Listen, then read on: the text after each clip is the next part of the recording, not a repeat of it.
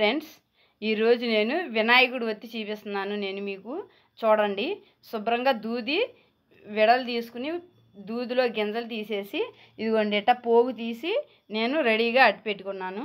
ఇదిగోండి పోగు పక్కన పెట్టుకోవాలి. ఇప్పుడు 3 ఏళ్ళకి 6 పేటలు వేయాలి. అదిగోండి వేస్తున్నారు చూడండి.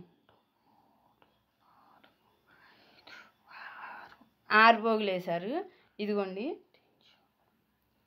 ఇదేంటంటే మనకి కలువ పువ్వులు వచ్చినప్పుడు ఇవి పైన ఉన్న కాడకున్న పోగు తీసి ఎండబెట్టి నేను స్టోర్ చేశాను. దాంట్లో ఒక పీస్ తీసుకుని ఇదిగోండి ఇట్లా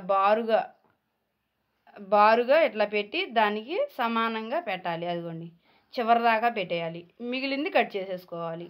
ఇదిగోండి ఇప్పుడు 2 చేతులతో ఇదిగో అట్లా మెల్లి తిప్పాలి. దాన్ని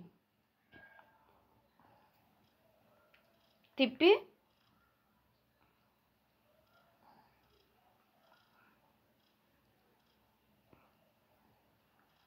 ఆఫ్కి చేసుకోవాలి. ఇదిగోండి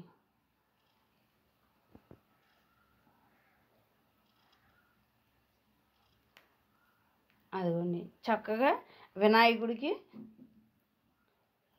మనం వెలిగించవచ్చు. ప్రతి బుధవారం వెలిగించవచ్చు. ఇదిగోండి 2 చేశాను.